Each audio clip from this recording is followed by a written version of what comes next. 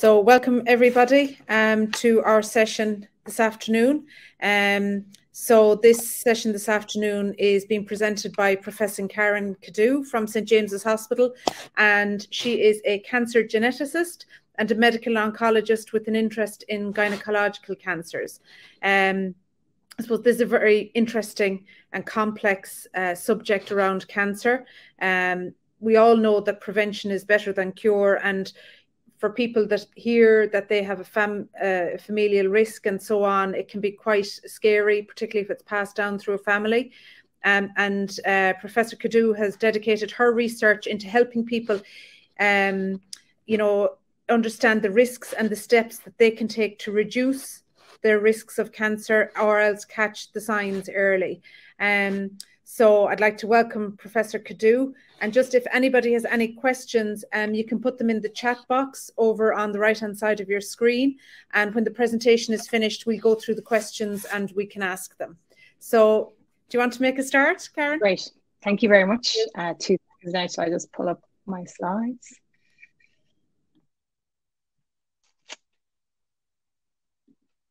So great to be here today, and thank you very much for having me. And what we're going to talk about is how inherited cancer genetics might be important in cancer care and prevention. And as mentioned, that of course includes family members. These are my disclosures. So just to kind of start with the very basics, genes provide the instructions for our cells. And our cells are undergoing DNA damage all the time. That's part of life, aging, sunlight, chemicals around us. And what happens is there's a very tightly controlled process where the cells are able to repair themselves, or if they're not able to repair themselves and they're damaged, they should appropriately die off. So cancer is actually a disease, a genetic disease inherently. When the instructions in the cell and the cell cycle go awry, the cells develop the ability to divide in an uncontrolled manner. And that's the issue, where you don't get repair or cell death, you can get this uncontrolled growth. And that in essence is what a cancer problem is. And when we think about genes and cancer, this has been changing a lot recently, and some of the terminology can be a little confusing. So what I think about, and when I talk to patients, I talk about the tumor's genes versus your own genes. So tumor genes can have what are called somatic mutations. These are associated with the tumor only. They cannot be inherited, and there's often multiple mutations or variants in advanced cancers in particular, and it depends a little bit on the cancer type. When we think about the germline, that's the inherited piece that we talk about. So when we talk about a germline mutation, we don't actually really use the term mutation in the context of germline anymore. We use the term pathogenic variant because we all have variants. The question is whether or not they're disease causing. But germline pathogenic variants will be found in the tumor also, so they will be reflected in the tumor potentially. They'll be present in the egg or sperm, and then there's a chance of inheritance, so being shared with offspring and being shared with siblings potentially as well. And because there's a lot of different talk and different sort of terminology used, I just wanted to kind of clarify, when you do testing, it depends on what kind of testing you do, what you find out. So if we do germline testing, where we're testing for inherited risk, we're testing what we would call normal tissue. That's usually blood or saliva. But when you do tumor testing, depending on how the tumor testing is done, I mentioned that the pathogenic variants that are in your germline or your own genes may be seen in the tumor, and that depends a little bit on the technology or the technique which is used for testing. So if you test the tumor tissue only, pathogenic variants may belong to the tumor alone, or they may be reflected from your germline. Whereas if you do paired tumor and normal tissue testing, you're separating the two out and you can tell which they come from. And as an example, Foundation Medicine, which some people might have heard of, it's a commercially available tumor test that is used sometimes, and that doesn't distinguish between somatic or germline in origin. And I mentioned, you know, tumor sequencing. Of course, really this whole world has changed so much in the last 5–10 years. As we've had decreased costs through improvements in technology, we now have much wider use of next generation sequencing. That's the technology. And this means that we can now do fairly routine multi-gene panel testing. So you're looking at multiple genes at once, either in a tumor setting or in a germline or both. And that's done sometimes in a research setting, and we learn a lot from that, or sometimes in a clinical setting. And, you know, with this sort of newer technology and with, you know, advances over time, we've actually discovered a lot. Over 100 cancer germline predisposition genes have been identified. So a huge number, although some of them very rare, but we've learned a lot, as I said. And just to be clear, when we think about cancer inheritance or cancer predisposition, mostly it's in an autosomal dominant manner. So that means that if you have one abnormal copy, you can have a problem. Whereas autosomal recessive syndromes, you need both copies to be abnormal to have a problem. And there are a couple of autosomal recessive cancer predisposition syndromes. So if you have one abnormal copy, you don't have an increased risk, but if you two, you do. But they're pretty rare. Most are autosomal dominant. And as we've learned more and as we've done more, we understand a little bit more about what we call the penetrance. So that's what we think about in terms of what's the chance of you getting disease if you have one of these cancer predisposition variants. So BRCA1 and 2, for example, which are really more widely known, they're high penetrance cancer predisposition genes where the relative risk of getting cancer above the population risk, so that's the magnitude of increase in risk, is relatively high. And then as we've done wider multi-gene panel testing, we've learned more about moderate penetrance genes where the risk is higher than the population risk, but not as high as you find with the high penetrance predisposition genes. These high penetrance predisposition genes are relatively rare in the general population, but they may be more common in a cancer population because the chance of getting cancer with these pathogenic variants is relatively higher. With moderate risk alleles, because the risk isn't so substantial, there are many people walking around with these who never have a cancer diagnosis. And the chance of, so they're more common in the general population, but the chance of finding them in a cancer population might be relatively lower. When we think about genetic testing, when I think about my patients, especially, for example, ovarian cancer patients, where can genetic information, and particularly germline genetic information, help us, and can it answer some questions? So can genetic information tell us what the chance of getting a cancer is? What's our cancer risk? Is there something we can do about that risk if we know about it? But what if you have a cancer diagnosis already? Might that information be important in terms of either your prognosis, the outcome from your cancer, or prediction? That's the potential response to therapy. And hopefully, if you're doing well from that cancer, what might your additional future cancer risk be, and can we reduce that? And then, of course, then we go back to cascade testing or prediction in family members. Can we define their risk and reduce it or intervene? So really, germline genetic testing provides huge opportunity for risk identification and potential for risk reduction for cancer patients and their families. And for some cancers, it can provide this information prognostic, as I said, about outcome and predictive. And this has really expanded over the last 5 to 10 years now to multiple cancer types, although ovarian cancer is a very typical example. And what I'm going to focus on today, there's so much you could talk about, but what I'm going to focus on today is BRCA1 and 2 and Lynch syndrome, because they're relatively common as they go, high penetrance cancer predisposition syndromes. They're not common, but of the cancer predisposition syndromes, they're relatively more common. And also some of the principles that I'm going to talk about apply across other cancer predisposition as well. So just to kind of have some of these ideas. So the first question, of course, is can we quantify cancer risk? If we identify what we know to be a pathogenic variant in a cancer predisposition gene, that's, we need to know what that means for a patient. And with BRCA1 and 2, we have pretty good data now. We've known about them for a long time. So the risk of ovarian cancer up to age 80, so that's kind of a lifetime risk with BRCA1 or 2, is 20 to 40%. And as you can see from this curve here, it starts younger and goes a bit higher for BRCA1 in comparison to BRCA2. And the other thing I'd like to stress is the risk is relatively low as people are younger, but then stacks up as people get older, or women, I should say, because we're talking about ovarian cancer. And then breast cancer, the risk of breast cancer up to age 80 with a BRCA1 or 2 pathogenic variant is about 70%, so relatively high lifetime risk. And as you can see, it's relatively similar for BRCA1 and 2. There's sort of a concept that BRCA2 is lower risk, but actually those curves do come together over time. And the risk is a little younger than you see with ovarian cancer. And the other thing we think about is what's the contralateral breast cancer risk. So if someone has a breast cancer and they have been identified to have a pathogenic variant of BRCA, what's their future risk? And for women in this situation, it can be 40% 20 years after their first diagnosis. And if we're talking about young women, as I mentioned, they may be relatively young at their diagnosis. 20 years isn't very long at all. But just to give you some context, we do think about this in relation to what the population risk, what's the magnitude of increase in risk, not just the absolute risk. So the population risk of breast cancer is actually relatively high. 1 in 8 women get a breast cancer in their lifetime in the general population. I always think that's quite a lot of women. And with a BRCA pathogenic variant, as you've seen, it's a very high lifetime risk of 70%. This is approximately 6 times the population risk. In comparison, ovarian cancer, the population risk is actually quite low. It's relatively rare. about 1.5%. And as we said, with the BRCA pathogenic variant, it goes 20 to 40%. So whilst the absolute risk is not as high, the magnitude of increased risk is actually higher for ovarian cancer. And then the other thing we have to remember as well is, what about the men? And this is Beyonce's dad, who very bravely went public with his breast cancer diagnosis, and he has a BRCA pathogenic variant. And I think it's a good reminder that BRCA and cancer predisposition is not just about women. So these risks in men are more typical with BRCA2. There's less risk with BRCA1. Male breast cancer is low by 5%, but very rare in the general population, of course. Prostate cancer about 15 to 25%. And we'll talk about that a little bit more. Pancreatic cancer, that's not gender specific, of course. The risk is about 5% overall, but very dependent on family history. And then the question of BRCA2 and melanoma, I think the data is really not so clear there, and perhaps not a well-established link.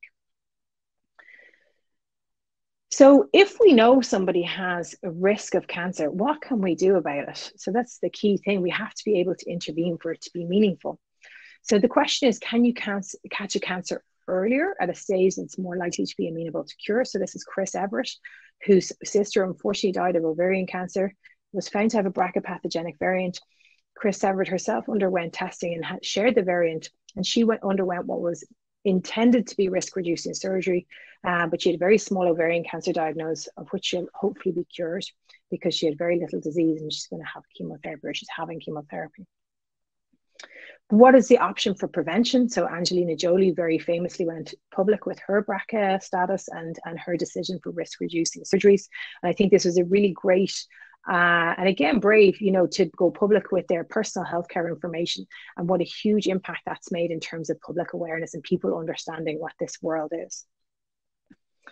But in terms of risk management, it does depend on the disease. I've given you two examples that are kind of illustrating that point. There's no successful screening, unfortunately, for ovarian cancer. So the reason Chris Everett was having risk-reducing surgery is because that risk screening is not recommended. In fact, the FDA specifically in 2016 recommended against screening for ovarian cancer because they felt it could be falsely reassuring to women. And we know, unfortunately, that it doesn't work the way we want it to. The question is, why doesn't ovarian cancer screening work? And the reason for that is that ovarian cancer, most likely, or high-grade serous ovarian cancer, we'll talk about this a little bit, but the most common kind of ovarian cancer is high-grade serous ovarian cancer. It arises in the fallopian tube, and the cell grows within the tube or drops out onto the ovary or into the peritoneal space, which is this cavity in which the ovary and fallopian tubes sit.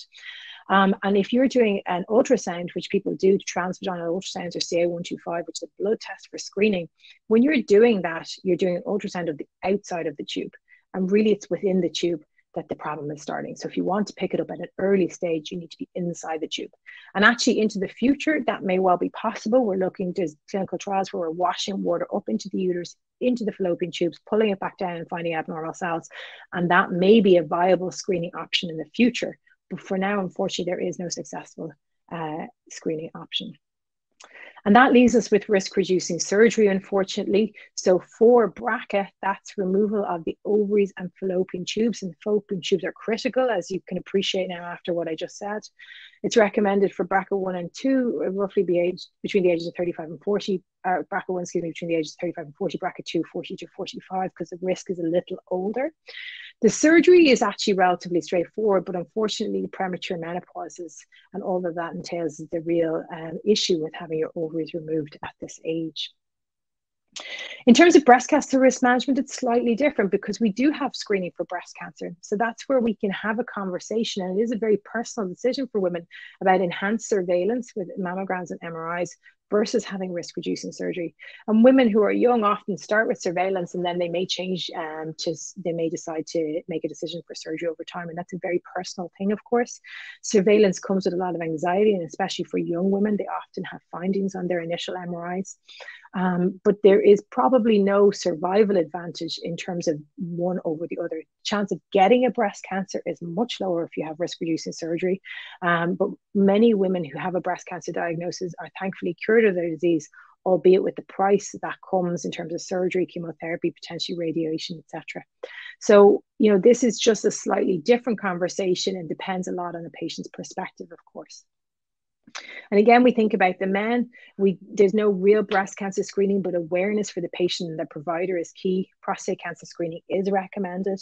Pancreas cancer screening is not well supported by data, but recently has been recommended for people who have a family history. There's very specific criteria there. And as I said, awareness is key. And also, of course, genetic testing in terms of the risks for other family members, should talk about too. I just want to switch gear for a second to hereditary non-polyposis colorectal cancer. BRCA 1 and 2, I think, you know, because of the public figures who have, as I said, bravely talked about their diagnosis, I think people have some awareness there. But when we think about hereditary non-polyposis colorectal cancer syndrome, this is now called Lynch syndrome. And this is an abnormality in the mismatch repair genes. And it's pretty, it's as common as BRCA 1 and 2. It has historically been somewhat considered a colorectal cancer predisposition syndrome, and part of that was driven by the name, and renaming it to Lynch syndrome I think is very important and really reflects the number of women who get endometrial cancer potentially with this disease. This is the original family described by Wharton family G. Was a seamstress, was worried that she was going to get cancer because of all the cancer in her family.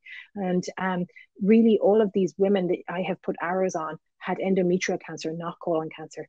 And so just important to think of it as a colon and endometrial cancer syndrome, not a colon cancer syndrome only.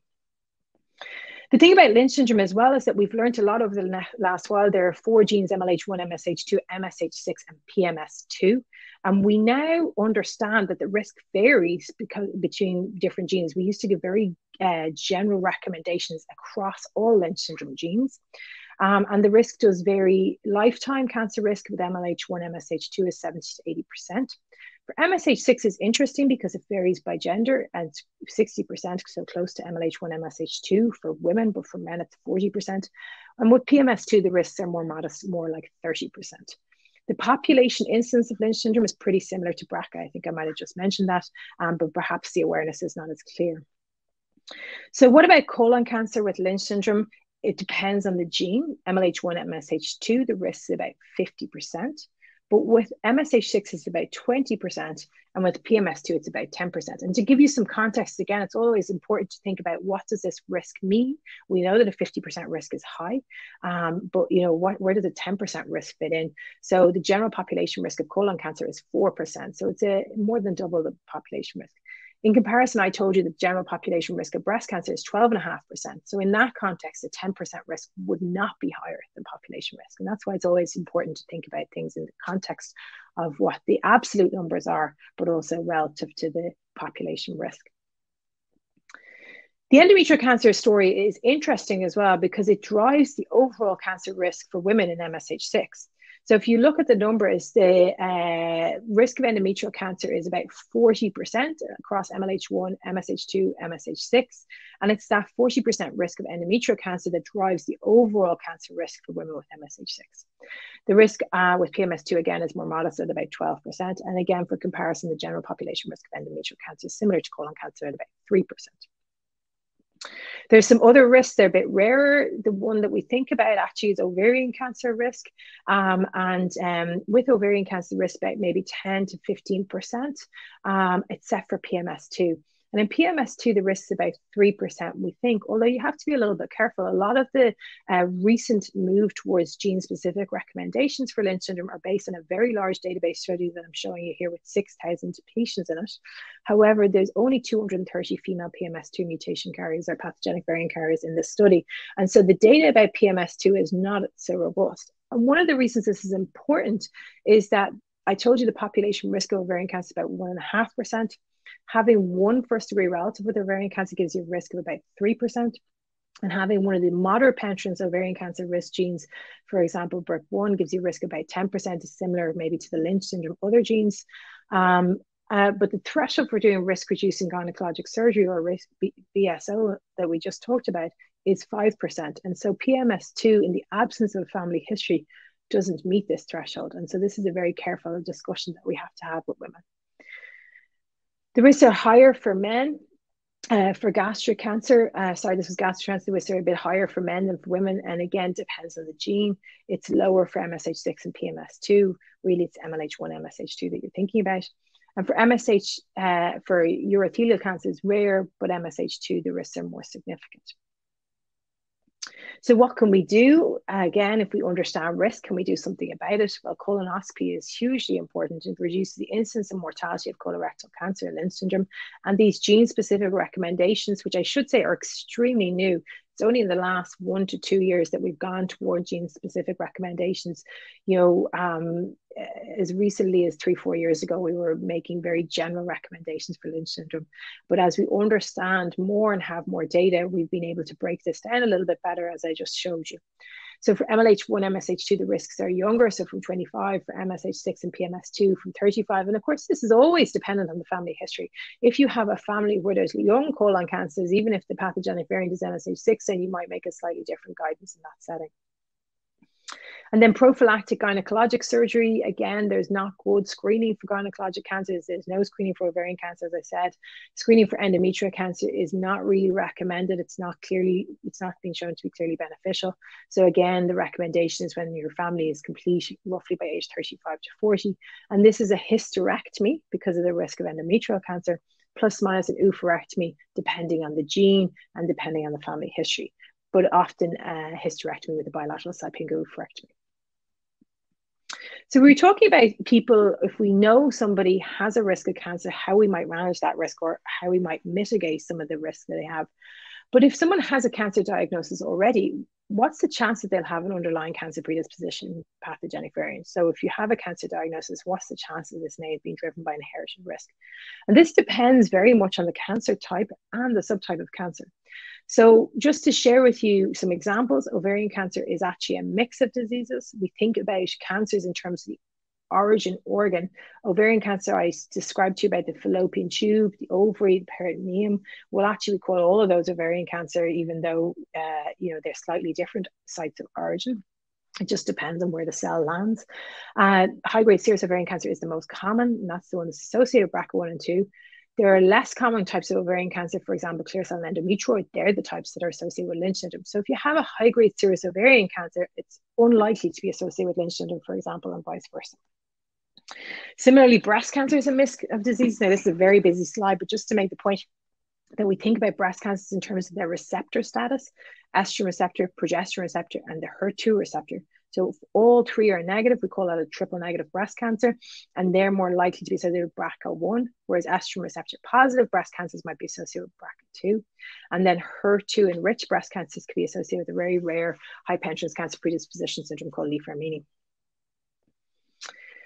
If we look at ovarian cancer patients, that's probably the cancer type where you've got the highest likelihood of a germline predisposition pathogenic variant, and it's about 15 to 20%, depending a little bit on what grouping you're looking at.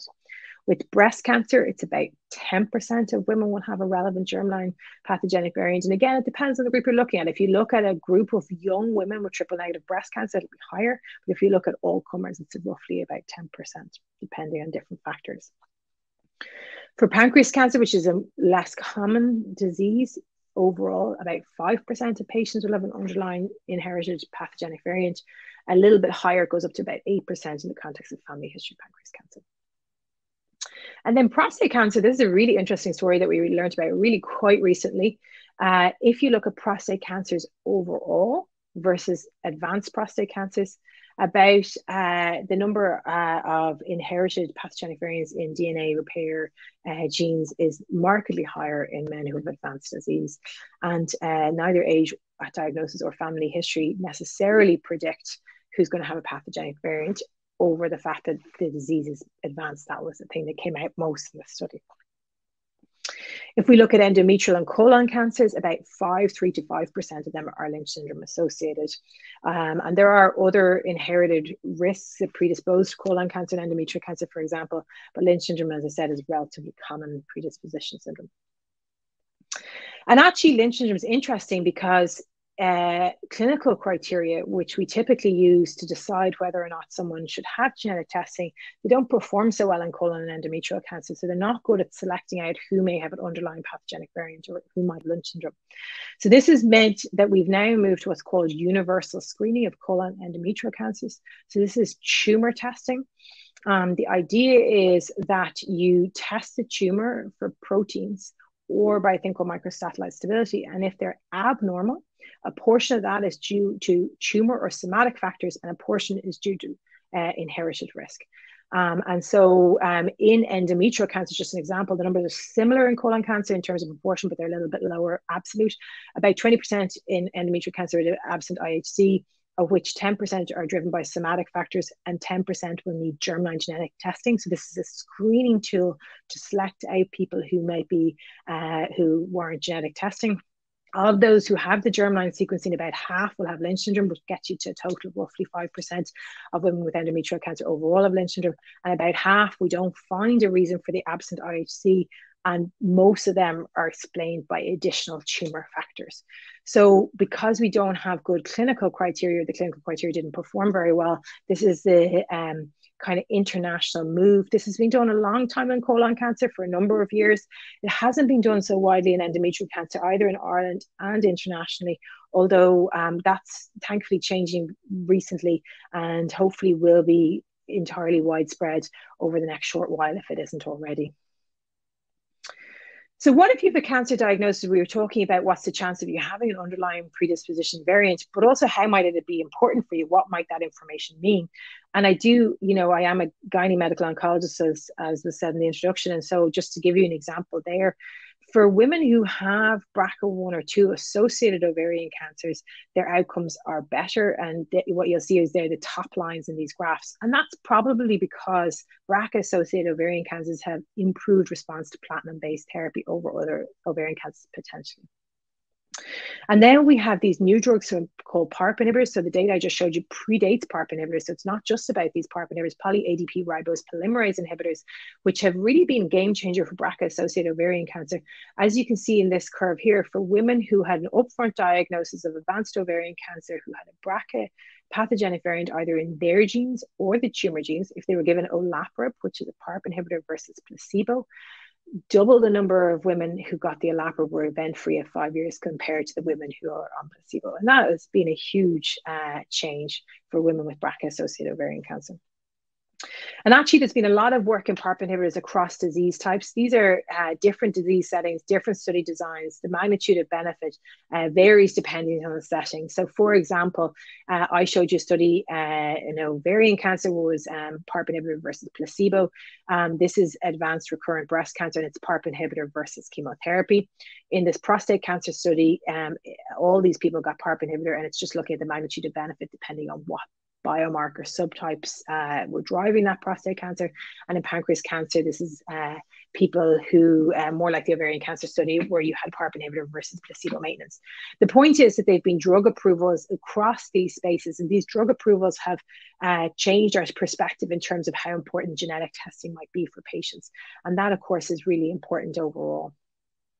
The other thing to mention is that I mentioned to you that we test Lynch syndrome, or excuse me, colon endometrial cancer is a screening tool for Lynch syndrome. We do this either immunohistochemistry for the mismatch repair system, or you can do microsatellite stability testing. And for tumors that are mismatch repair deficient or MSI high, they're associated with durable response to immune therapy. This is an advanced recurrent disease setting. But the important thing about this was it was the first time in the USA that you had a drug approved based on the tumor biology, the genomics of that tumor, not based on the tumor location. So if you had a colon cancer or an endometrial cancer or an ovarian cancer, no matter where that tumor was located, the drug was approved based on this profile. And that was an important change for us, an important way to think about tumors in terms of their underlying biology and managing them that way. So, we're talking about if someone has a cancer diagnosis, what's the chance of finding a pathogenic variant? What might be the implications in terms of their cancer, in terms of outcomes and maybe some therapy? But also, if hopefully they do well from that cancer over time, it may be important to shift to what their future potential risk is, and can we mitigate that risk? So, for example, if you think about breast cancer, I told you that many women, thankfully, who have a breast cancer diagnosis do very well, albeit, as I said, at the cost of that therapy. But if you have a woman who's surviving her breast cancer, and she has a BRCA pathogenic variant, well, then you want to intervene to reduce her risk of ovarian cancer, for example. And similarly with colon and endometrial cancer, the outcomes are relatively good overall. And again, if you have a woman who's diagnosed with endometrial cancer, and it turns out she might have a high lifetime risk of colon cancer, you want to start those colonoscopies, for example. So this is a huge opportunity to intervene. And of course, cancer prevention, early detection, this is really, as we said at the beginning, you know, this is where we can make the greatest progress in cancer control for, you know, for all of our population. Unfortunately, if someone has a cancer diagnosis, we have to deal with that reality, but through that, we may have an opportunity to understand what their future risk is and that of their family members. And that's where cascade testing or predictive testing is important. If we identify a pathogenic variant in a cancer patient in their own genes, then we test the family members for that. And just to give you an example, this is from Ohio, where they're pretty, there's a great genetics researcher, Heather Hampel, who did this great study. This is based on universal testing of colon and endometrial cancers as a screening tool, then following up with Lynch syndrome testing, and then cascade or predictive testing in the relatives. And when they did this, 1/3 of the tested relatives had Lynch syndrome, and 3/4 of them did not have a cancer diagnosis at the time of their Lynch syndrome diagnosis. And this is where then you institute these risk management or risk mitigating strategies, and hopefully their outcomes, the outcomes for these people identified, will be better over time. And then I'm just going to finish very briefly with a couple of slides, some practical pieces just to try and address questions people might have. So how do we access genetic testing in Ireland? The public system, there's a cancer genetic service at St. James's Hospital in Dublin, and we are a cancer genetics service only, and that's where I work. And then we have the Department of Clinical Genetics at CHI Crumlin, so that's a medical and cancer genetic service.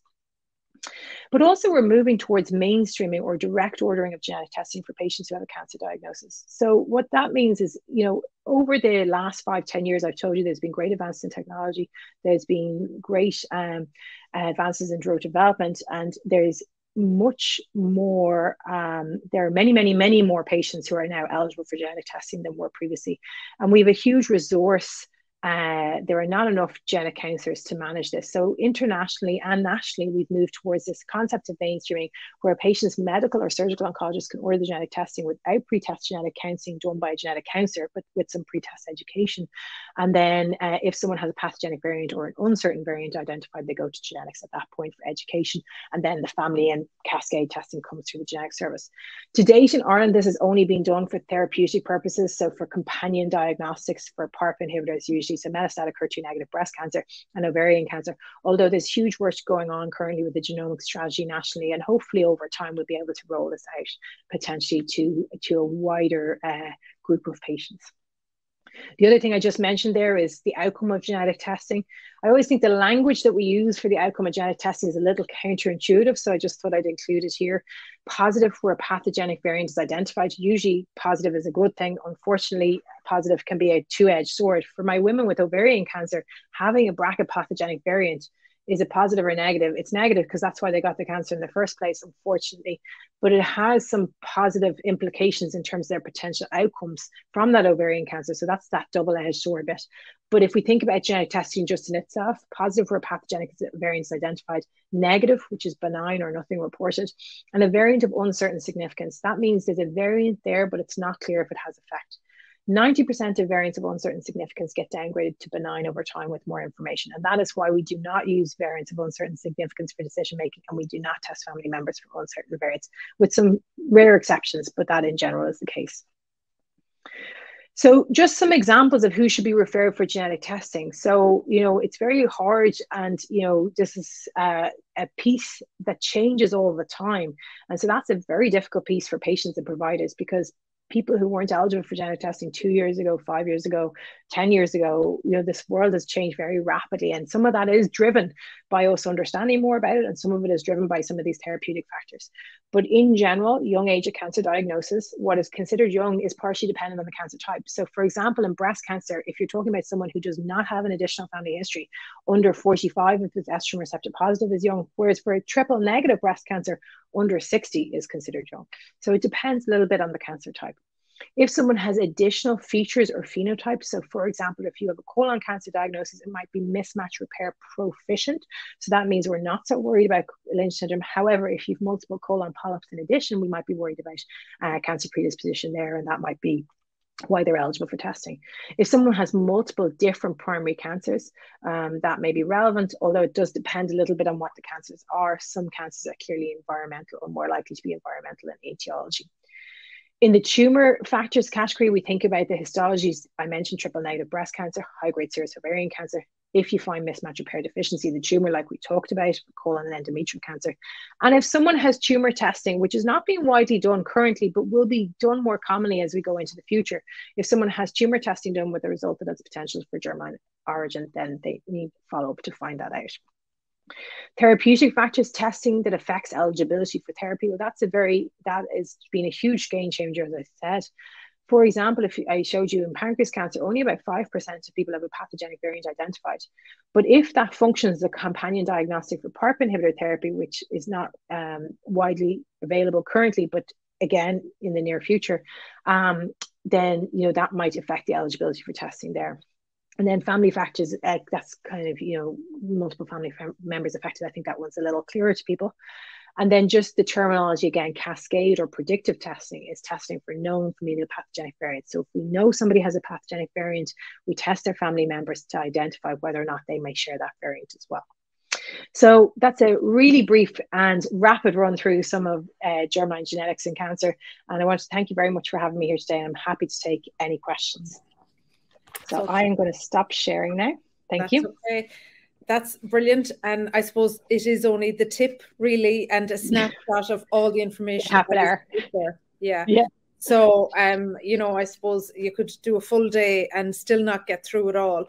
I suppose there's a couple of things in the chat box, but I just want to ask, you talked there about the genetics clinic in St. James's. Yeah. What is the referral pathway? So in other words, who gets referred? Yes. And if somebody is concerned, how do they get referred to St. James's? Yes. Yeah. So we function as a national referral center. So we accept referrals from the entire country.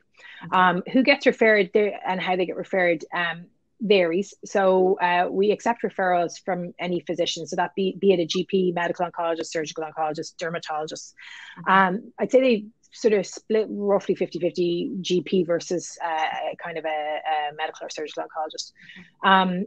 So who gets referred? So that is very variable. And as I said, that has changed a lot over time and has changed quite a lot recently as well. So for people, it may be no harm to check in with their provider, be it their GP or their oncologist, if they are wondering whether or not the changes in eligibility may affect them. We it is two pieces. One is people who are being tested inherently for information. And the second piece is the bit that I mentioned about for therapy. So for therapy, as I said, there is direct order available. So that means if you have an ovarian cancer, your medical oncologist sends the test. And then if a pathogenic variant or an uncertain variant is identified, then at that point you come to us for counselling and for the testing of the family members. Outside of the therapeutic space, we don't have direct ordering in Ireland right now, but I do think that will change soon. So everybody else pretty much needs to get referred. And what I should say as well is that we have a lot of work to do, and everybody knows that our wait list is too long and we don't have enough genetic counselors, but we are working to make this more accessible to people. So a lot of what we try to do now, and in some ways actually COVID was helpful because it allowed us to move away from we in Ireland, I came back here in 2020 for full disclosure, just as COVID had started. So I don't have a good sense of what happened before that, but my understanding is people used to come in person, have a blood test done. Whereas now we do a lot of genetic counselling by phone and send a saliva kit to someone's house and then they can return it. So hopefully to make it more accessible. There are, as I said, a lot of plans with a national strategy that is moving forward. And really the hope would be, some people may be familiar with the National Cancer Strategy and the idea of the hub and spoke model, that people may have greater access to genetic information and genetic testing locally through their local providers in the spoke model. And really, hopefully, those pieces will move forward. What I haven't really answered is your question of who should have genetic testing, because it's very variable, right? So, for example, in breast cancer, young age, so there's different categories, right? It's the person themselves versus the person with their family, right? So young age of diagnosis, depending on the histology, and then depending on their family, and then the therapeutic piece. So for example, in breast cancer, estrogen receptor positive breast cancer under the age of 40, or triple negative up to the age of 60, or with additional family members. And they're kind of the main criteria. So if you have a woman who's, say, for example, 52, who has an estrogen receptor positive breast cancer and has one family member with breast cancer, the chance of finding a pathogenic variant there is actually not that high. And so they wouldn't necessarily meet criteria for testing. But if you had that same woman who had additional family members with an ovarian cancer, for example, or with more breast cancers, then the risk, the risk of, or the chance, excuse me, of finding something goes up higher. And we kind of stratify in that basis, because what some people think, and, I understand, is that you should do genetic testing in everybody. So there's two ways of looking at it. You should do it in everybody in the population, or you should do it in everybody who has cancer. Yeah. And through that, identify all inherited risk and then move on from there. Yeah. There's some challenges to all that, though. And, maybe that's the answer. There's a lot of resource issues with that. But also, to be very clear, a lot of what we understand about genetic risk is based on information from people and families where there were cancers. So we understand the data in that context. So if I tell you there's a 70% lifetime risk of breast cancer if you've got a BRCA1 pathogenic variant, that data is from patients and families who had breast cancers. So if we start testing everybody in the general population, you don't have that context necessarily. And so the data and what it means in a different context can be very challenging, actually. So anyway, not being very succinct here. No, I mean, it's a very complex thing. And, it's even things like, when you even mention genetics around cancer, there's genetics that people inherit. So in other words, passed down. And then you have the somatic things. So the tumor piece, the genetics of the cancer itself. Right. Yes. So I think that's very, people trying to sort them out. Come away with those two separate things as well. There's a couple of things here in the chat box. I'll just run through them. So somebody has asked the question about how long it takes to get genetic testing after they've been referred. So I'm assuming that they have, and this is based on a question that the lady had higher up, that she has endometrial cancer and it's been sent away for genetic testing. How long does that normally take? So there's two things. So how long does it take to get an appointment for genetic testing, and how long does the test take to return, right? I think it's the test to return. So looking for. So the test to return depends a little bit on where the test has to go. So we mainly use US providers, and they can turn the test results around in about roughly 3 to 4 weeks, roughly. Sometimes we have to send tests to the UK, and in that instance, it can take longer. And that longer can be quite long. It can be a number of months, unfortunately. So, we did move towards the US testing, commercial testing providers, partly because of the turnaround time. And the UK labs are excellent, but their turnaround time is slow. I will just caveat, and I don't know how much detail people want, but unfortunately, or fortunately, whatever way you look at it, there's some new EU guidance about laboratories that's going to affect our testing providers. And so what I tell you today, unfortunately, might change again. But we just have to work with the space we have. In terms of, just as people might want to know, is how long it takes to get an appointment. That is variable. When someone is referred to me, I do all the triaging for St. James's, and when someone is referred, Professor Galler and I do the triaging. We do it at a consultant level. So when someone's referred to us, we triage based on what difference it's going to make to someone's cancer care right now, primarily. So if, for example, somebody may have the option of a treatment, we try and see them relatively quickly to get that treatment information to their provider. Yeah. Unfortunately, our routine wait list, which is most people, is really long, and it's longer than it should be. It's much longer than it should be. There's about 2,500 people on our routine waiting list. And one of our issues is that we don't have enough genetic counsellors, and that's a real challenge. So the team work very hard, but there is a real issue there. And one of the, so that's not just here, albeit our wait list is longer than some places. This is part of the reason why this move to direct order testing for people who have a cancer diagnosis. Now, it's different potentially if you're doing predictive testing, for example, people who don't have a cancer diagnosis. But if you have a cancer diagnosis, could that test be ordered by your medical or surgical oncologist, and then only the people who have a more complex result come to a specialized genetic service? And that really is the way the world is going in terms of trying to manage resource and get access for people, which would be better, right? Yeah, trying to streamline things a little bit. Yeah, that's it. Somebody asked a question there that they have a BRCA2 pathogenic variant. So it says, I have the BRCA2 pathogenic variant, as does my mother. Both my mother and maternal aunt have had breast cancer. Both survived and are in their late 70s and early 80s without a recurrence. Does this bode well for me from a genetic point of view, or are there other factors to take into account? Right. So, yeah, just say she's coming to the end of breast cancer treatment at the moment. Okay. So I think the BRCA2 variant, I'm assuming that this lady has developed breast cancer. Yeah. Okay. So there's two pieces, right? I think this might be what they're asking. So when we know you've got a BRCA pathogenic variant, that unfortunately might be the reason why you have a breast cancer diagnosis, but it doesn't necessarily, and that may inform your future cancer risk, like a contralateral breast cancer or an ovarian cancer, for example. But it doesn't necessarily in breast cancer inform the outcome of your current cancer. Now, for ovarian cancer, for example, I showed you it might do, but in breast cancer might not. But that's nonetheless, that, you know, I'm delighted they're both doing well, and hopefully you will do well too. But I don't know if you can extrapolate from the fact that they're doing well that you're going to do well. But at the same time, hopefully you will, because hopefully you will anyway, right? Yeah. That's it. I think we're actually out of time now, and I'm sorry, there's a couple of questions there as well.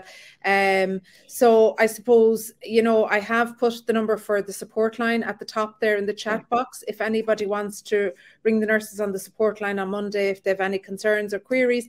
And also, I suppose, to remember that this talk is it's recorded. It will be available for people to look back on again, because there is a lot of information in it. And I suppose, you know, just for everybody, when you're going to see your doctor or your oncologist or whatever, just to have your questions ready. And I suppose understanding the language around genetics is really important, and not scared by it, because some of it is actually just the genetics of cancer, and some is actually the genetics you get from your family. And I think that's an important kind of take home message as well. Yeah. And I just thank you. And one thing I would say is, you know, this world changes very rapidly and has changed very rapidly. And that's really challenging for everybody. But it's no harm then to check in, you know, with your doctor the next time you're there to say, you know, does this apply to me or not? And it may well not. But, you know, if things have changed the interim since you last had that conversation, maybe it's different. Exactly. So thanks to everybody for coming today, and we will, I think we're kind of coming to the closing stages of the conference anyway, so we can move on to the next kind of online part for anybody who's staying on. Thank you very much, Professor Cadoo. Very interesting. We could still be here at 8 o'clock with people asking questions and so on, but thank you very much. Great, thanks very much. Cheers.